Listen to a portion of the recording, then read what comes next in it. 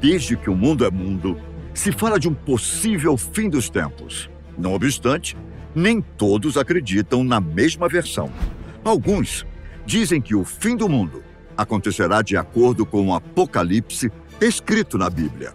Outros dizem que os humanos causarão sua própria destruição. Há ainda os que fazem previsões absurdas e que não passam de charlatões. Mas o que exatamente a Bíblia diz sobre o fim dos tempos? Segundo a ciência, quais as possíveis formas do mundo acabar? Será que existe alguma relação entre essas versões?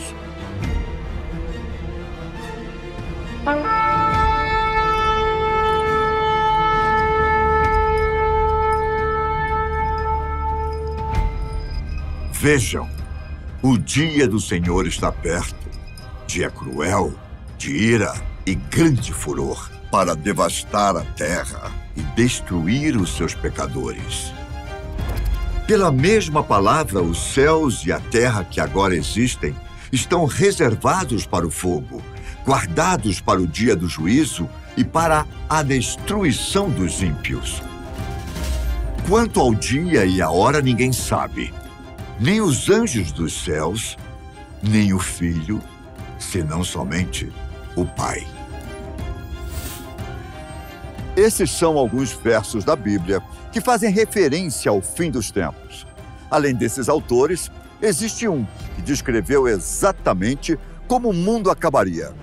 Quando João de Pátmos se isolou em uma caverna da Grécia por cerca de 2 anos, ele teve algumas visões estranhas. Depois de reunir cada uma delas, ele escreveu um livro que hoje conhecemos como Apocalipse. O livro de Apocalipse, também conhecido como Apocalipse de João, é o último da seleção do cânone bíblico. A obra de João, que segundo ele foi ditada por Jesus e por anjos, conta a história da batalha final.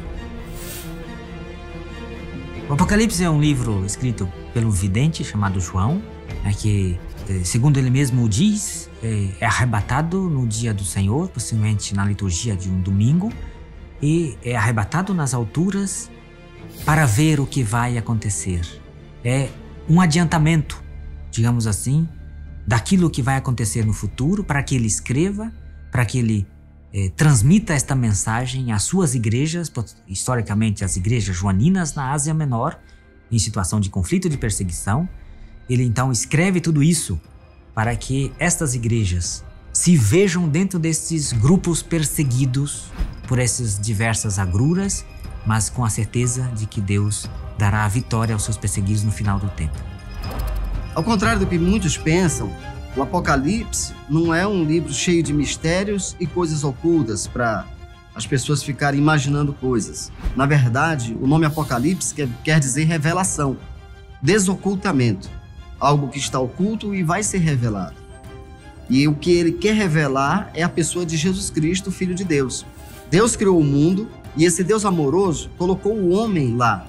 Mas o homem peca e se afasta dele. Depois de muitos anos, ele envia Jesus, seu filho, para então resgatar o homem. Ele morre, ressurge e ele promete voltar. O livro de Apocalipse revela isso. E essa revelação, ela se dá numa sucessão de fatos. Muitos detalhes são dados a respeito disso, tanto numa linguagem simbólica quanto literal. Sempre que a gente fala do Apocalipse, parece que a gente tem aquele medo de olhar para o último livro da Bíblia e começar a contemplar aquilo que vai ser a grande manifestação do fim dos tempos. E o livro do Apocalipse ele foi escrito por São João, ele é atribuído a São João Apóstolo, e ele foi escrito mais ou menos no ano de 90, 95 depois de Cristo. Então o livro ele traz, num contexto geral, tudo aquilo que seria o fim dos tempos, as visões que o apóstolo tem do Cordeiro, dos selos e até mesmo da derrota de Satanás. Então, o livro ele traz uma sequência de fatos, uma sucessão de acontecimentos que mostram exatamente como isso vai acontecer. No entanto, essa sucessão de fatos acontece simbolicamente às vezes e literalmente às vezes. A partir daí, surgem várias correntes que interpretam esse livro, às vezes de maneira preterista, pensando que tudo já aconteceu no passado. Outros já entendem que apenas é um mundo de ideias, que deve ser interpretado tudo simbolicamente. Também tem uma visão histórica, que essas coisas vêm acontecendo ao longo de muitos anos. E tem a visão futurista, que vai entender que tudo isso ainda vai acontecer. A partir daí surgem várias correntes de interpretação do livro de Apocalipse. Mas ele é um livro que demonstra, em que Deus pinta um quadro de como será esse final da história.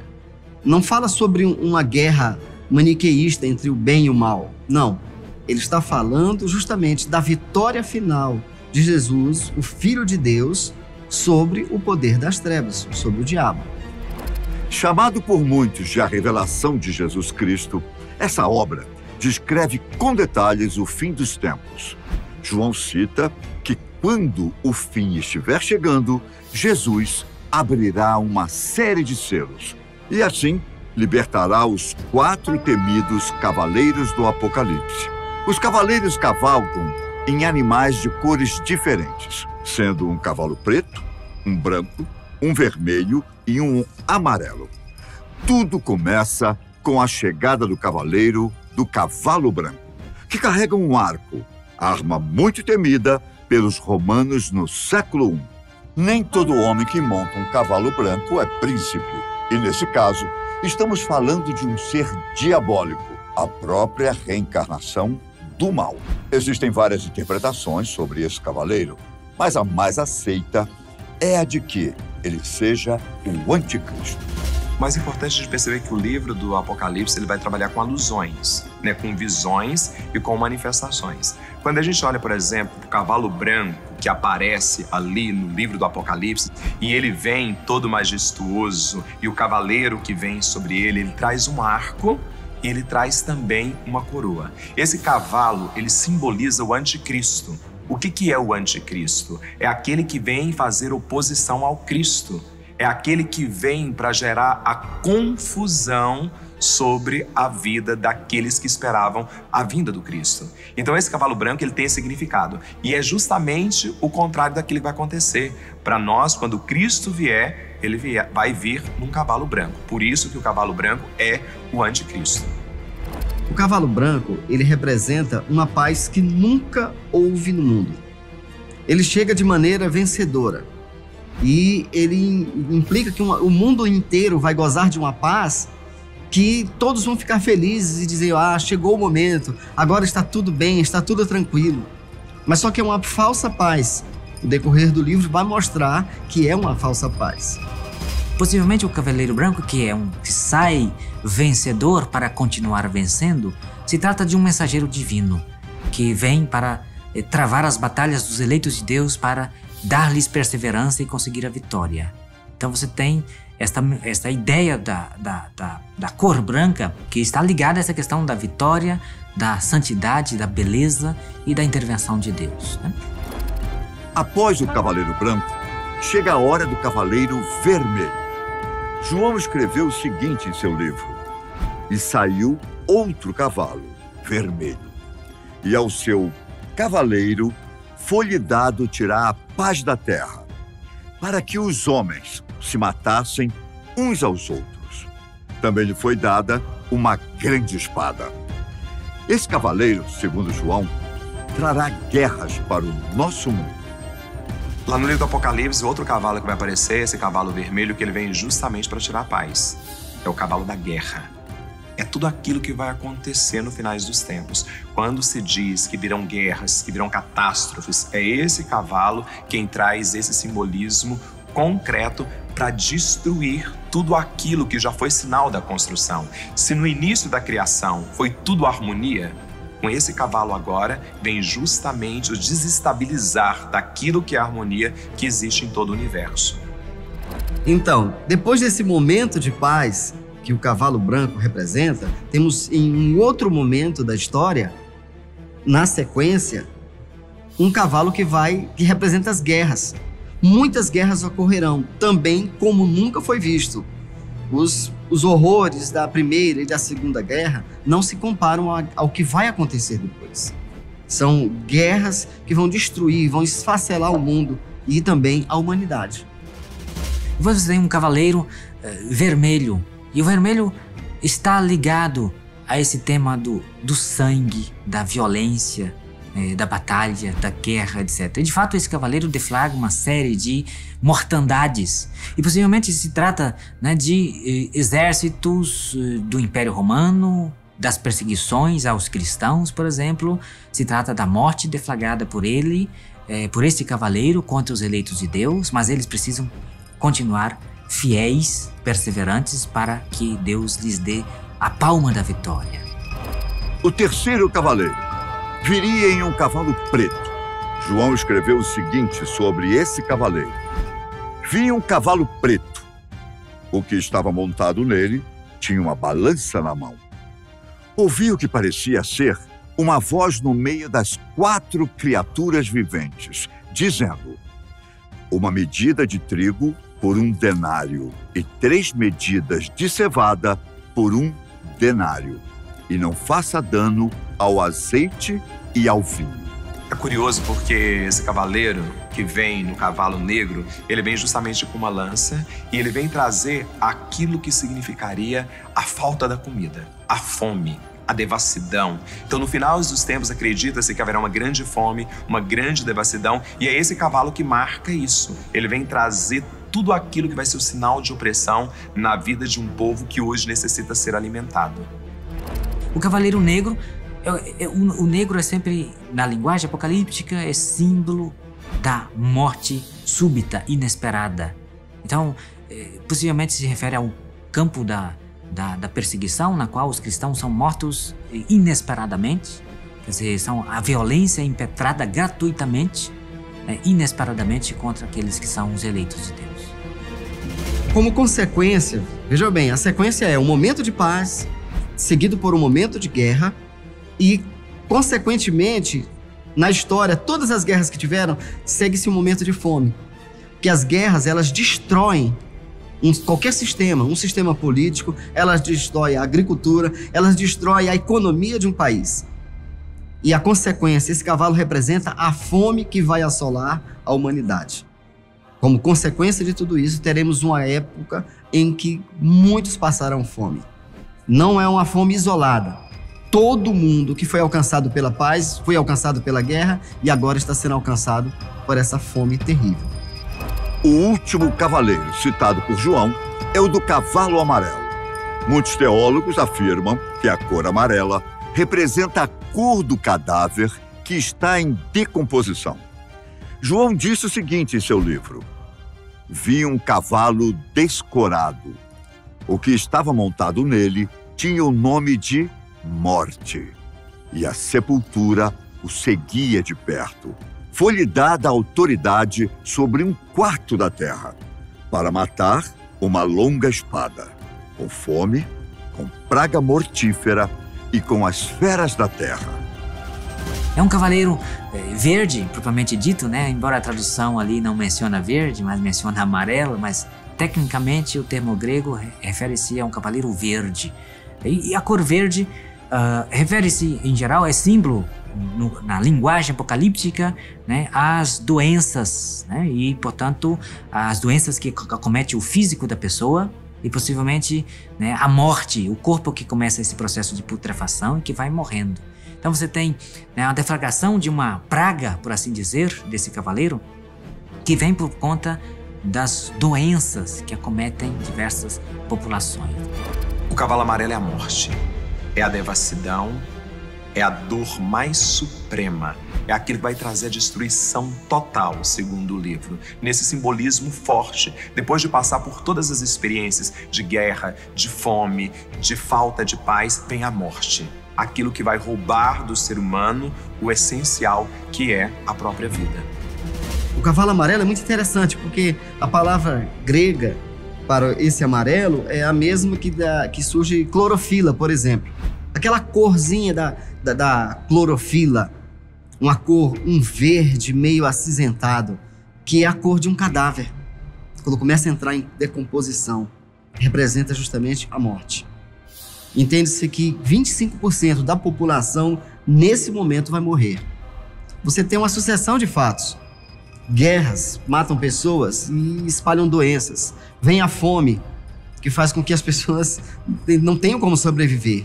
E aí vem finalmente esse, que ainda não é a sequência final, mas a morte de 25%, 1/4 da população da Terra. De fato, todas as coisas que os cavaleiros representam já aconteceram no mundo inteiro. A fome, as guerras, os falsos profetas e a morte são coisas que afetam o nosso mundo há muito tempo. Então, será possível que o Apocalipse já tenha começado e nós ainda não percebemos? Aí nós temos várias linhas que entendem, como eu falei em outro momento. Existem linhas que entendem que vem acontecendo historicamente vários fatos e você tem um grande número de cristãos que aderem a essa linha, por analisar justamente os horrores que nós já vimos que a história registra. Temos uma linha que diz que isso não é nada perto do que vai realmente acontecer. E eu, pessoalmente, eu entendo que muita coisa tem acontecido, que pode apontar para que essa revelação possa já estar acontecendo. Na verdade, se a revelação é de Jesus Cristo, ela já vem acontecendo há muito tempo.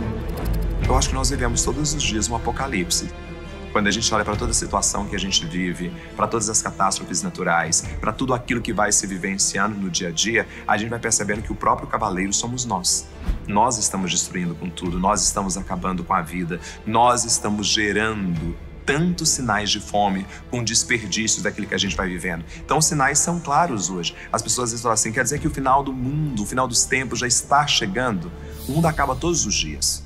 Ele acaba em cada momento em que nós não cuidamos do outro e nem cuidamos da vida. Então são sinais concretos daquilo que está acontecendo. Quando eu me abro para uma perspectiva nova daquilo que pode ser um propósito de vida, eu descubro o sentido da vida. Mas quando eu arranco do outro a possibilidade dele redescobrir a sua força, é Apocalipse. O livro de Apocalipse, é muito bom frisar isso, ele não é o único livro da Bíblia que faz essas revelações. Tem também lá no Antigo Testamento, cerca de 700 anos antes de Cristo, o livro de Daniel, que também já fala desse fim dos tempos, de coisas que aconteceriam. Não com tantos detalhes como acontece no livro que foi escrito por João. Então, pode ser que as coisas estão acontecendo sim, mas não representa, na minha opinião pessoal, nem 10% do que está para acontecer. Sim, a Sagrada Escritura, quando trata dos textos apocalípticos ou a mensagem profética que depois ganhará aspectos dentro da apocalíptica, tem sempre uma dimensão de passado, de presente e de futuro. A palavra de Deus tem esta possibilidade, né, de abarcar o tempo do passado, do presente e do futuro. Então, quando você lê um texto do Apocalipse, você pode dizer, isso aqui já aconteceu, isso aqui está acontecendo, isso aqui acontecerá. Eu preciso, na linguagem apocalíptica, preciso estar atento para ler a história, porque o livro do Apocalipse é a revelação do julgamento de Deus sobre a história da humanidade.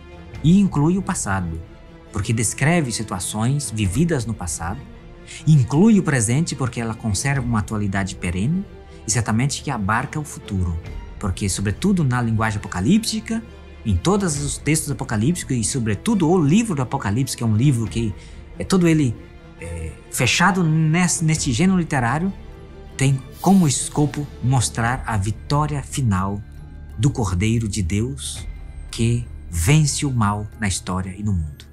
Então é preciso captar esses três aspectos da linguagem apocalíptica: presente, passado e futuro. Já aconteceu, sim. Está acontecendo hoje? Está acontecendo. Acontecerá? Acontecerá.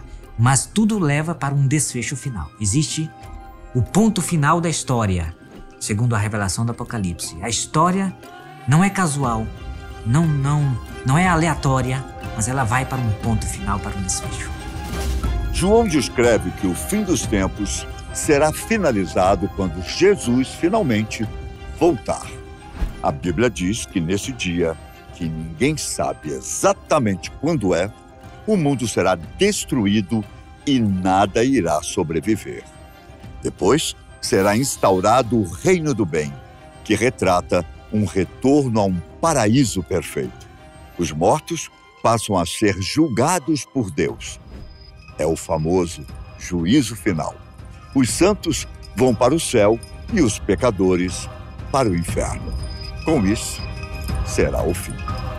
A segunda vinda de Cristo, como é chamada no final dos tempos, isso é uma revelação contida em textos apocalípticos, os textos dos chamados evangelhos canônicos, Mateus, Marcos e Lucas. Jesus tem discurso sobre o seu retorno, a sua segunda vinda, na qual ele descreve que virá como juiz, se assentará sobre o trono e vai então recolher diante de si toda a humanidade e como juiz vai separar as ovelhas dos cabritos. Eu sempre costumo dizer, a gente vai ter que morrer para saber como é que vai ser o juízo final, né? Não tem como fazer uma alusão ao juízo final. Todos nós passaremos. E o juízo final já começa aqui e agora, com as nossas atitudes, com a nossa forma de ser. Nós mesmos nos condenamos e nós mesmos temos o poder de nos salvar, de acordo com aquilo que nós vamos vivenciando a cada dia. Com a vinda do Cristo vai ser misericórdia. Com a vinda do Cristo vai ser graça. Então o livro do Apocalipse ele não pode ser visto simplesmente como um livro de destruição, mas de esperança, que nós podemos vencer tudo aquilo hoje que rouba de nós a possibilidade de viver, tudo aquilo que rouba de nós hoje a possibilidade de crescer, tudo aquilo que rouba de nós hoje a capacidade de olhar adiante e continuar. O juízo final acontece todos os dias, a partir da minha escolha e a partir da sua escolha. Não tem como eu te dizer a data. Essa data todo mundo sonha, muita gente já calculou, fez contas. Ao longo da história, tem muitos grupos religiosos que calcularam essa data e espalharam seus bens e foram para o monte esperar Jesus voltar. Na minha própria história, eu já vi pessoas que queimaram documentos, dinheiro e foram para o monte esperar Jesus Cristo voltar. E não, a própria Bíblia fala que nós não temos. Ele vem como um ladrão que não avisa antes, que simplesmente ele nos surpreende. Mas é muito fácil entender que esse momento vai ser o momento final da história da humanidade. Isso nós podemos ter certeza. A partir do momento que Jesus Cristo voltar, não existirá mais o mundo como nós conhecemos. Todo mundo verá. E quando a Bíblia deixa claro que todos verão, a gente pensa o mundo, uma terra redonda em que o dia acontece de um lado e a noite do outro e vice-versa. Como é que todos vão ver? Justamente porque vai mudar esse mundo como nós conhecemos. É uma vinda não só espiritual, é uma vida real, como realmente é, como Deus é. E não é como ele foi, nem como será, é como ele é, atemporal. Esta imagem ela é completada pela literatura apocalíptica do livro do Apocalipse, que mostra Jesus na metáfora do cordeiro imolado, mas vivo, ressuscitado, que colocará o ponto final na história com a Jerusalém Celeste, a cidade da paz, trazida de junto do alto para a terra. Então você tem um ponto final glorioso, como proposta de Deus para acolher ali aqueles que perseverarem no tempo da perseguição. Tudo vai acontecer de acordo com a Bíblia. Mas o que será que a ciência tem a dizer sobre o fim do mundo?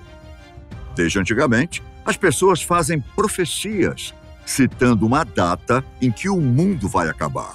Inclusive, isso aconteceu recentemente, quando pessoas disseram que o mundo acabaria em 2012, de acordo com o calendário maia.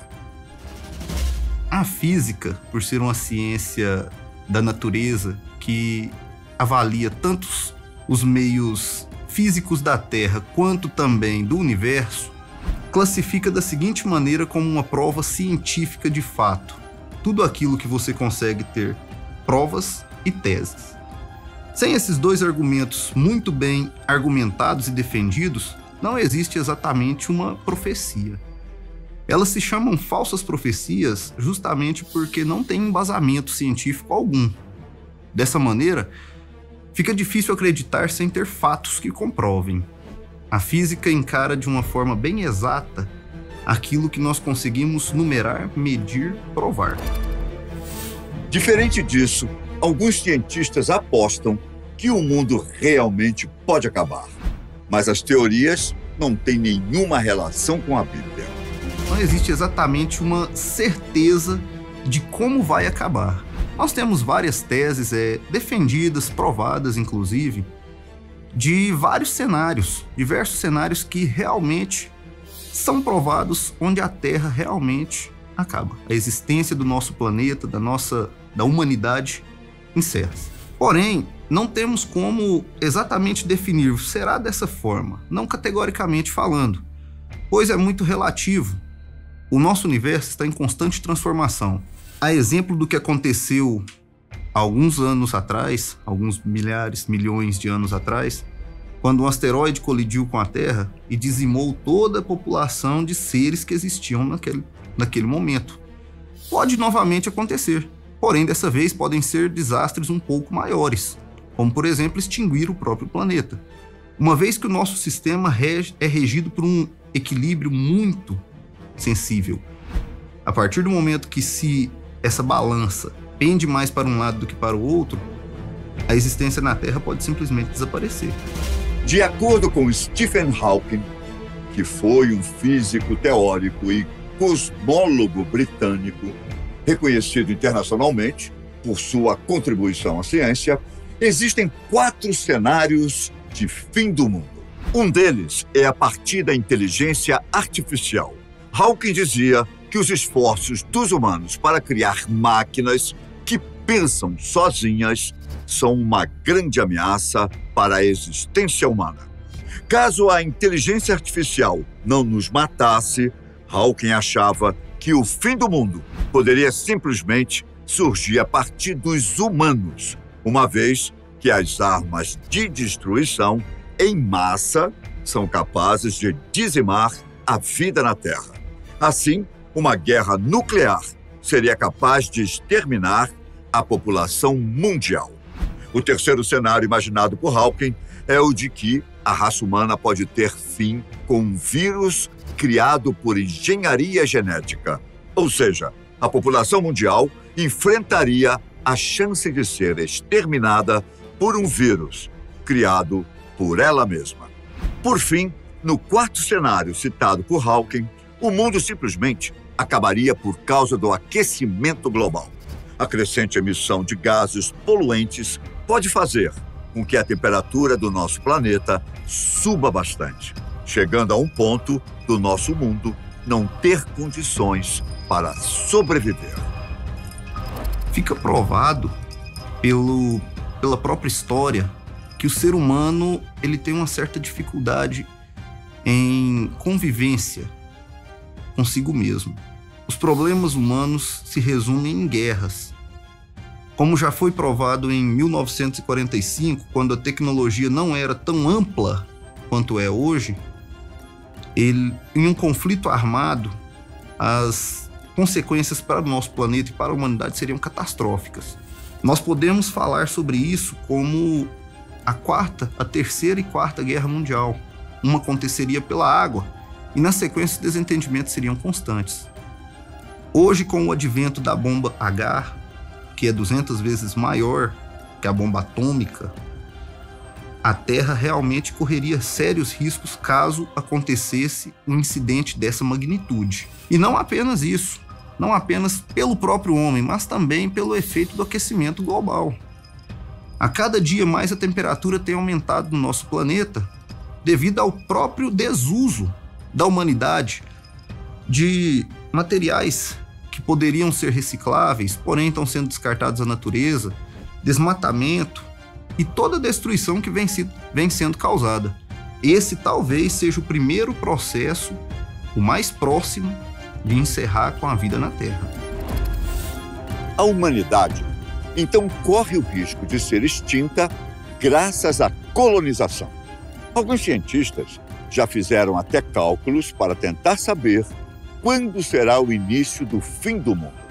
Usando parâmetros ligados à atividade humana, os cientistas concluíram que o fim do mundo provavelmente começará entre 2020 e 2050. Mas será que é possível estipular um tempo de vida útil da Terra? Um tempo exato, um período de tempo exato para o término da humanidade realmente não existe. Nós temos várias e várias teorias comprovadas. Nós podemos falar que existem várias e várias formas provadas do fim da existência da humanidade e também do nosso planeta. Porém, nós não podemos afirmar e estipular exatamente um tempo de vida. Por exemplo, se a Terra terminasse em um cenário catastrófico de uma bomba atômica, que alteraria sensivelmente o nosso habitat, dessa forma se tornaria improdutiva a vida na Terra. Isso poderia ser daqui a 50 anos. Ou ainda, um asteroide se chocar com a Terra. Não precisa de muito tempo. Poderia acontecer nos próximos 100 anos. O que é provado como garantia que acontecerá realmente seria o aumento da temperatura, como tem acontecido gradativamente, e o fim da Terra da mesma forma. Gradativamente, com aumento de temperatura, derretimento das geleiras, com a evaporação da água dos oceanos e assim o fim da Terra congênito. O que acontece é não colocarmos apenas catástrofes que vêm do espaço, mas também o que nós fazemos aqui. Pode ser que no dia que o mundo acabar, segundo a ciência, talvez nós nem estejamos vivos para presenciar esse acontecimento. Porém, jamais poderemos evitar o dia do juízo final, de acordo com a Bíblia.